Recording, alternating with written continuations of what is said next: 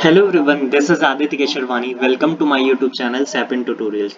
सो बहुत सारे स्टूडेंट जो अभी जैम 2022 की प्रिपरेशन कर रहे हैं तो मुझसे पूछते हैं कि सर मतलब मुझे अभी से किस तरीके की प्रिपरेशन करनी चाहिए, क्योंकि कोविड का टाइम चल रहा है तो ऑफलाइन कोचिंग तो वैसे भी नहीं, उनका कॉलेजेस भी क्या है बंद हो चुका है, तो अभी उनको अभी से प्रिपेयर करना पड़ेगा। तो मुझसे बहुत सारे स्टूडेंट पूछते हैं सर आपने कैसे क्या किया था, किस तरीके से अभी मुझे करना चाहिए। तो बहुत सारे आप देखोगे यूट्यूब पे तो बहुत सारे ऑल इंडिया रैंक अच्छे अच्छे रैंक जो होल्डर्स हैं उनके भी वीडियोस पड़े हैं, वो अपना बताते हैं कैसे वैसे।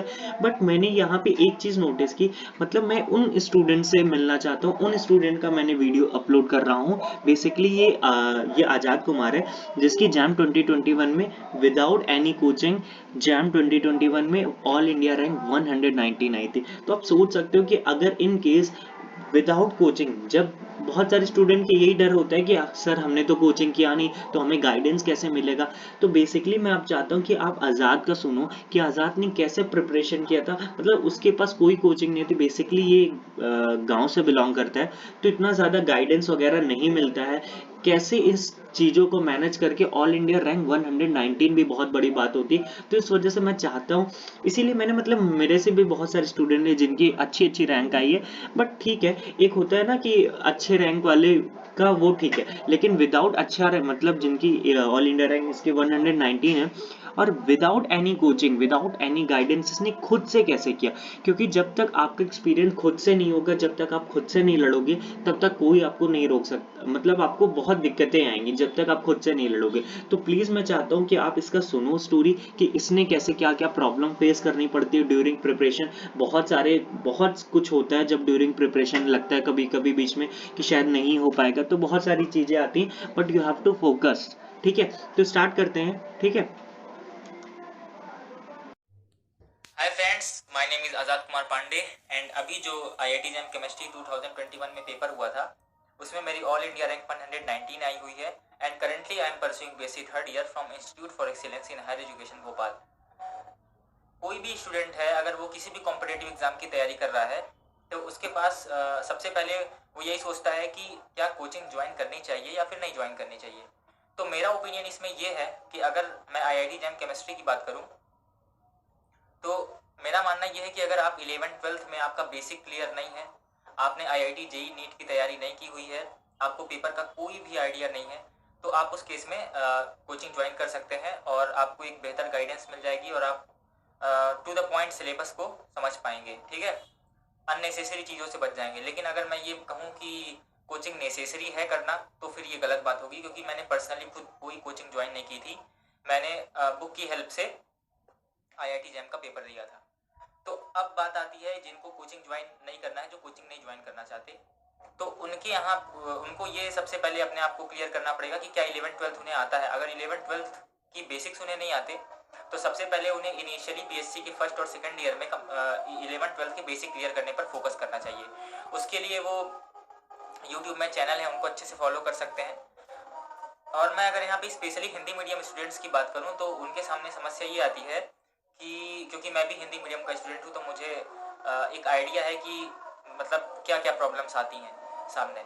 तो वहाँ पे प्रॉब्लम्स ये आती हैं कि आपको आईआईटी जैम जैसे पेपर को क्रैक करने के लिए इंग्लिश बुक पढ़नी पड़ेगी फॉरेन राइटर्स की। तो उनकी लैंग्वेज को समझने में थोड़ी प्रॉब्लम हो जाती है और बुक में लिखा क्या है उसको समझने में थोड़ी दिक्कत भी होती है। उतना पेशेंस भी नहीं होता कि उतना टाइम दे पाएँ। तो उसके लिए भी यही सजेशन है कि आप 11th-12th में अच्छे से पढ़ लीजिए। उसके बाद आप धीरे धीरे पहले इंडियन राइटर की बुक उठाइए, जैसे पुरी शर्मा पठानिया हो गया, अजय कुमार की, ये सब की बुक में लैंग्वेज बहुत ही जी आप अच्छे से समझ सकते हैं। इन बुक को आप पढ़िए तो आपकी हैबिट बन जाएगी पढ़ने की। ठीक है, ये सारी चीज़ें मैं बता रहा हूँ क्योंकि मैंने खुद अपने ऊपर अप्लाई की हुई है। मैंने भी ऐसे किया था, मैंने पहले 11th-12th क्लियर किया बीएससी फर्स्ट सेकंड ईयर में।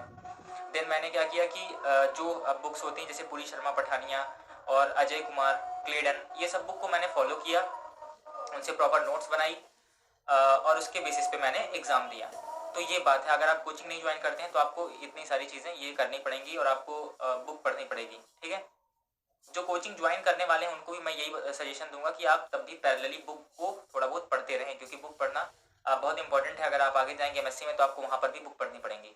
तो ये सारी बात थी कोचिंग की, मुझे लगता है आप समझ चुके होंगे आपको क्या ज्वाइन करना है क्या नहीं। पर्सनली अगर मैं खुद की बात करूँ तो मैंने कोई भी कोचिंग ज्वाइन नहीं की थी। इसके बाद मैं बात करना चाहता हूँ कि मैं क्या देख रहा हूँ कि IIT जैम का जो पेपर है वो 2019 से लगातार क्या हो रहा है, अपना जो लेवल है पेपर का वो इंक्रीज टफ करते जा रहे हैं। ठीक है, तो पहले क्या होता था कि पहले के आप जैसे 2018 का पेपर उठा के देखेंगे और थोड़े पहले का, तो उस समय का पेपर आप उठाएंगे तो बहुत इजी क्वेश्चन आते थे, मतलब आप खुद ही उठाएंगे तो आपको समझ में आ जाएगा।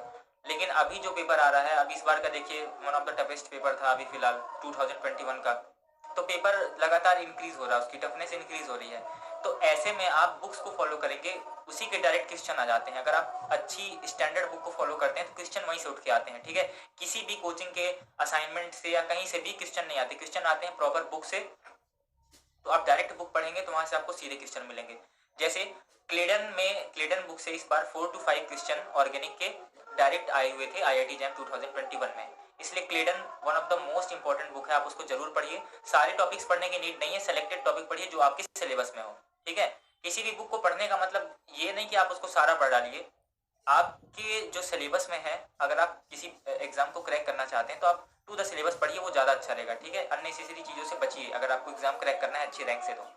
ठीक, तो मैंने बताया कि क्लेडन में भी इस बार 4 to 5 क्वेश्चन आ गए थे। इसी प्रकार जो भी क्वेश्चन आते हैं, कुछ जो कॉम्प्लेक्स के इस बार क्वेश्चन आए थे वो एक दो रेफरेंस बुक थी वहाँ से आए थे, अजय कुमार वगैरह आप पढ़ेंगे तो वहाँ से आपके क्वेश्चन हो जाएंगे। तो जो मैं बता रहा हूँ कि जो क्वेश्चन आते हैं वो बुक से ही, रेफरेंस बुक से ही आते हैं। ठीक है, तो अब मेरा ये सजेशन रहेगा कि आप अगर कोई भी कोचिंग ज्वाइन करते हैं तब भी आप बुक को पैरेलली लेके चलते जाइए।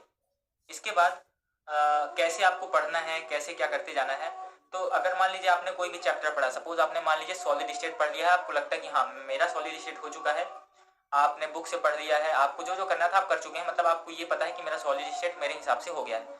अब आप क्या करिए, उसको एक बार अच्छे से रिवाइज कर डालिए। रिवाइज करने के बाद आप प्रीवियस ईयर क्वेश्चन पर जाइए, जितने सॉलिड स्टेट के आए हुए हैं उनको टिक करिए, उनको सॉल्व करिए। अगर आपसे 80% हो जा रहे हैं इसका मतलब आपका वो जो टॉपिक है वो अच्छा है, आप फर्दर आगे जा सकते हैं। लेकिन अगर आपसे क्वेश्चन नहीं हो पा रहे हैं तो आप वहाँ पर रुक जाइए, उस टॉपिक को फिर से स्ट्रॉन्ग करिए, देखिए कहाँ पे दिक्कत आ रही है। ठीक है, ऐसा करते करते आप अपना पूरे सिलेबस को कुछ इसी प्रकार से कवर करिए। अब अगर मैं बात करूँ तो शुरू के जो, मैं अगर BSc थर्ड ईयर से ऐसा स्टार्ट करूँ अपना प्रिपरेशन करना, तो BSc थर्ड ईयर से आप शुरू के जो 8 मंथ्स हैं उसको आप सिलेबस कंप्लीशन में दे दीजिए, 9 मंथ्स भी दे सकते हैं। आपका सिलेबस कंप्लीट हो जाए ऑलमोस्ट 85 to 90%। जरूरी नहीं कि आप 100% करिए, पर यह है कि आप जितना हो सके सिलेबस उतना करके जाइए। मतलब मेरे हिसाब से तो आपको सिलेबस सारा करना चाहिए, 90% भी कर लेंगे तो बहुत है, क्योंकि कुछ टॉपिक्स ऐसे हैं जो मैंने खुद ही नहीं किए हुए थे, तो वहाँ से क्वेश्चन आने की प्रोबेबिलिटी बहुत कम रहती है। जैसे मैंने इंस्ट्रूमेंटल मेथड ऑफ एनालिसिस हो गया, और भी जो टॉपिक वाली एक ऑर्गेनिक में टॉपिक है फंक्शनल ग्रुप इंटर कन्वर्जन, ये सारी कुछ चीज़ें थी जो मैंने नहीं पढ़ा था, मैंने छोड़ दिया था। इसके अलावा एनालिटिकल की 2-3 चीज़ें थी जो मैं छोड़ दिया था। तो ऐसे कुछ टॉपिक्स आप अपने से स्किप कर सकते हैं, पर जनरली आप सारे टॉपिक्स को पढ़ के जाइए, आपको जनरल आइडिया होना चाहिए। क्योंकि जैम एक ऐसा पेपर है जहाँ पे हर एक टॉपिक से क्वेश्चन आते हैं। ठीक है, आप ये नहीं बता सकते कि यहाँ से क्वेश्चन आएगा वहाँ से क्वेश्चन आएगा, हर जगह से क्वेश्चन आएंगे, तो ये इंपॉर्टेंट है। तो आप इस तरीके से 8 से 9 मंथ सिलेबस कंप्लीशन में दे दीजिए। उसके बाद जो बचा कुचा टाइम है उसमें आप प्रॉपर रिवीजन करिए। रिवीजन का आज तक कोई भी ऐसा वो नहीं है कि आप 2 बार कर लेंगे, 3 बार रिवीजन कर लेंगे तो आपका पेपर, नहीं, जितनी बार आप रिवीजन कर सकते हैं, जितनी बार रिवीजन करेंगे रैंक उतनी इंप्रूव होगी। अब ये आपके ऊपर है कि आप कितनी बार रिवीजन कर सकते हैं। रिवीजन सबसे इंपॉर्टेंट है, आप कितना भी सिलेबस कंप्लीट कर लीजिए, अगर आपने रिवीजन नहीं किया अच्छे से तो वो कोई मतलब का नहीं, क्योंकि आप जब पेपर के सामने बैठेंगे तो आपसे बनेंगे ही नहीं क्वेश्चन, आपको बस ऐसा लगेगा कि हाँ मैंने देखा था, मैंने पढ़ा था, लेकिन क्वेश्चन नहीं होगा। इसका रीजन यही, या फिर आप करेंगे भी तो उसमें गलती हो जाएगी, जिसमें फिर दिमाग खराब हो जाता है कि भाई इतना पढ़े हैं फिर गलती कहाँ हो गई। इसलिए रिवीजन एकदम करते जाइए, रिवीजन से एरर्स नहीं होगी। इसके अलावा मैं एक सजेशन और भी दूंगा कि आप गेट कैलकुलेटर को जरूर यूज़ करके जाएं, अपने मोबाइल में इंस्टॉल कर लीजिए, प्ले स्टोर में मिल जाएगा, क्योंकि उसके फंक्शंस थोड़े अलग होते हैं। तो अगर आपने यूज़ नहीं किया, डायरेक्ट पेपर में जाके बैठ जाएंगे तो प्रॉब्लम हो जाएगी, फिर आप वहाँ पे जाके गलती कर देंगे। तो ये सारी चीज़ें हैं जिनको आप थोड़ा ध्यान रखिए। और इसके अलावा आप शॉर्ट नोट्स बनाइए, मैंने भी शॉर्ट नोट्स बनाए थे। जैम के पेपर के 2 से 3 दिन पहले आप उन शॉर्ट नोट्स को अच्छे से रिवाइज कर लीजिए। मैंने भी 17-18 पेजेस के बनाए थे। फिजिकल केमिस्ट्री में आप अच्छे से बना लीजिएगा, वहाँ पे फॉर्मूलाज होते हैं वो हमें याद होने चाहिए, क्योंकि एट द मोमेंट हमें फार्मूला नहीं याद आते। ठीक है ना, तो फार्मूला इंपॉर्टेंट है, सारी फार्मूला लिख लीजिए, उनको याद कर लीजिएगा। ये सब पेपर के 2-3-4 दिन का जो टाइम होता है उनमें शॉर्ट नोट्स अच्छे से रिवाइज करिएगा। इसके अलावा कुछ चीज़ें हैं जैसे आप जो भूल जाते हैं वो आप अपने ऊपर है। जो आप मान लीजिए आप कुछ भी भूल जाते हैं उसको वहाँ पर लिख लीजिए, ठीक है ना, उस नोट्स में उसको इंक्लूड कर लीजिए छोटे छोटे अक्षरों में लिख के।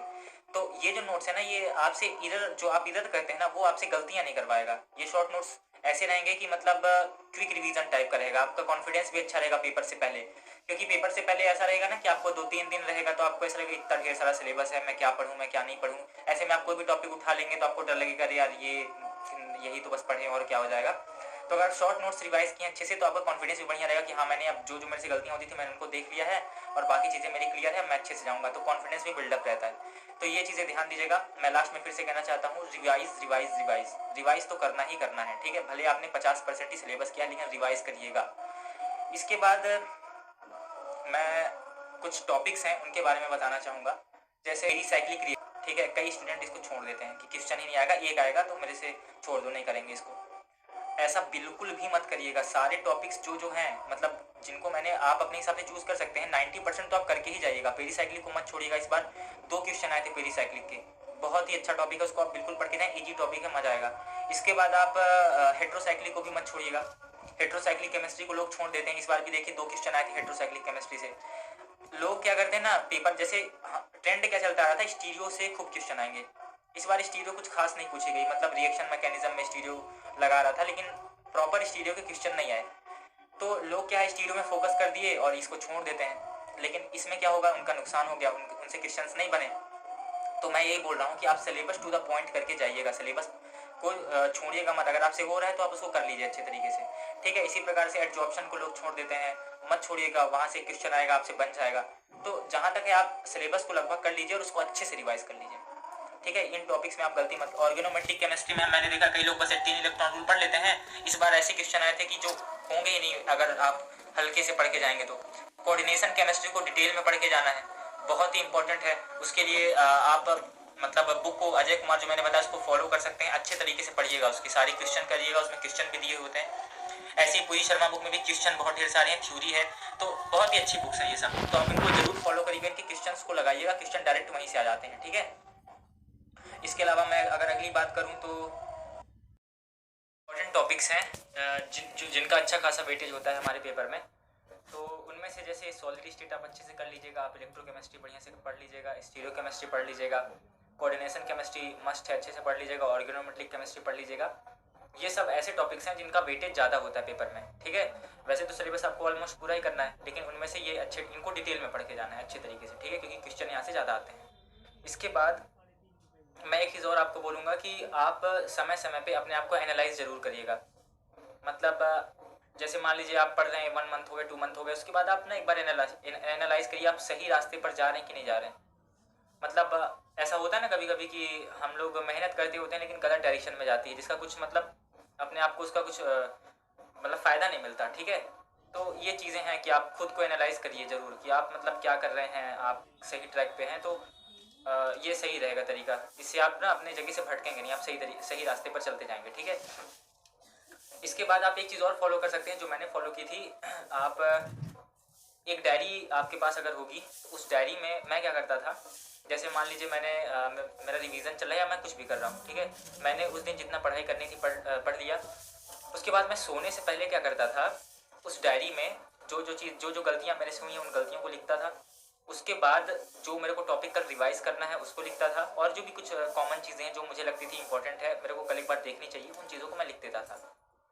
इसके बाद क्योंकि मेरी थोड़ी ना भूलने की बीमारी रहती, मतलब थोड़ा सा ऐसा लगता था कि मैं भूल जाता हूँ चीज़ों को कि मुझे क्या करना है, इसलिए मैं उस डायरी में लिख देता था। अब मैं क्या करता था, इस डायरी को ऐसे ही ओपन करके चला जाता था, मतलब बंद नहीं करता था डायरी को।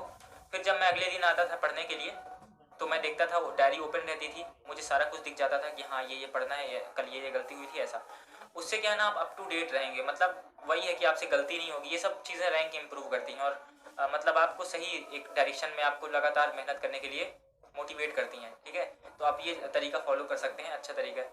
इसके अलावा अगर मैं बात करूँ फ्रेंड्स, एक चीज़ और कि आप जब भी तैयारी करिएगा तो आप कॉन्टीन्यूटी बरकरार रखिएगा, ठीक है। ऐसा नहीं हो कि आप एक दिन में आपको बहुत ज़्यादा मतलब अंदर से मोटिवेशन आया और आप एक दिन में 15-16 घंटे पढ़ लिए और अगले एक हफ्ते तक सो रहे हैं, तो ऐसा मत करिएगा, आप डेली पढ़ते जाइएगा, भले 3-3 घंटे पढ़िएगा। हाँ, कभी बीच में ब्रेक लेने का मन करे, कभी स्ट्रेस होता है थोड़ा कि अरे यार अब बहुत हो रहा है, अब हटना है थोड़ा सा, तो 1-2 दिन ब्रेक ले लीजिए अच्छे से, उस दिन फिर कुछ मत करिए, फिर अगले दिन से फिर स्टार्ट कर दीजिए। तो कंसिस्टेंसी, कॉन्टीन्यूटी आपको बना के रखनी है, ये इंपॉर्टेंट है इसमें। और इसके अलावा निगेटिविटी से बचने की कोशिश करिएगा थोड़ी बहुत, क्योंकि निगेटिविटी देखिए, आपके आसपास ज़्यादातर लोग निगेटिव ही हैं, ठीक है ना, पॉजिटिव लोग काफ़ी कम है जो कि आपको बोलेंगे कि नहीं हो पाएगा। क्योंकि अगर मैं पर्सनली खुद की बात करूँ ना, तो मैंने इतना मतलब वो किया है कि कई लोग बोलते थे कि नहीं हो पाएगा जब तुमने IIT JEE की तैयारी नहीं की है, नीट की तैयारी नहीं करी है, इसके अलावा हिंदी मीडियम के हो, पता नहीं क्यों तो एक अलग ही ट्रेंड बन के चलता है कि हिंदी मीडियम के हो तो नहीं होगा। ये मुझे समझ नहीं आता इसका क्या मतलब है, लेकिन ऐसा बोलते हैं लोग, ठीक है। तो मैं सोचता था कि ठीक है, मैं सुन लेता था बातों को, लेकिन ये है ना कि जैसे कई लोग बोलते हैं कि आप निगेटिव चीज़ों को एक कान से सुनिए दूसरे कान से निकाल दीजिए, तो ऐसा मतलब हमेशा नहीं होता। आप एक टाइम तक कर सकते हैं, उसके बाद ना चीज़ें स्टिक कर जाती हैं दिमाग में, उसको आप एज अ मोटिवेशन लेके चल सकते हैं। मुझसे कई लोग कहते थे कि नहीं होगा, तुम किस ट्रैक पे जा रहे हो, इसकी तैयारी करो, वो करो। और हमारे एरिया में ऐसा कुछ था भी नहीं, मतलब मैं जहाँ रह रहा हूँ एक गांव जैसा ही इलाका है, मतलब यहाँ पे लोग ज़्यादातर मेनली PSC की ओर फोकस करते हैं, उनको इस बारे में उतना नॉलेज भी नहीं है, और वो क्या कहते वो मतलब उनका ये रहता है कि ये सब चीज़ें सही नहीं है, नहीं हो पाएंगी, ऐसा है। तो थोड़ी प्रॉब्लम रहती है, इन सब चीज़ों से थोड़ा बचना चाहिए, मैं यही कहूँगा। तो जो भी निगेटिविटी है आप उसको एज ए मोटिवेशन के तरीके से लीजिए। बहुत लोग बोलने वाले आएंगे और वो सबको बोलते हैं, ऐसा मत सोचिएगा कि आप ही बस को, जितने भी लोग हैं सबको इन चीज़ों से लड़ना ही पड़ता है, ये साइड में चीज़ें चलती रहती हैं, तो इन चीज़ों से भी बच के रहिएगा, बस मेरा यही सजेशन है। बाकी अगर आपके अंदर चाह है करने की, अगर आप अंदर से मतलब आपको पता है कि हाँ मेरे को करना ही है, फालतू की चीज़ें नहीं है दिमाग में कि नहीं मैं ये भी कर लूँगा वो भी कर लूँगा, ठीक है ना, तो इसीलिए हमेशा एक चीज़ पर फोकस करिएगा। अगर आपने फोकस किया है तो आप डेफिनेटली कर जाएंगे, फिर वो मैटर ही नहीं करता कि आप किस सिचुएशन में हैं, आपके साथ क्या क्या प्रॉब्लम्स हुई, वो सब फिर ख़त्म हो जाती हैं, ठीक है। सबसे इंपॉर्टेंट है कि आपके दिमाग में है कि मुझे निकालना है, मुझे जाना है, ठीक है ना, ये सबसे इंपॉर्टेंट है। तो आप बिल्कुल निगेटिविटी से बच के रहिएगा, आप देखिएगा जरूर से आप अच्छा करके आएंगे, आपको बस खुद के ऊपर विश्वास रहेगा, दुनिया को कितना ही बोलती है आप बहुत अच्छा करके आएंगे, ये बात मेरी याद रखिएगा। खुद के ऊपर बस विश्वास बनाए रखिए और खुद से ऑनेस्ट रहिएगा, खुद मतलब कभी कुछ ना अपने आप को गलत नहीं, आप जो हैं वो आपको पता रहे कि हाँ मैं इतना हूँ, ठीक है।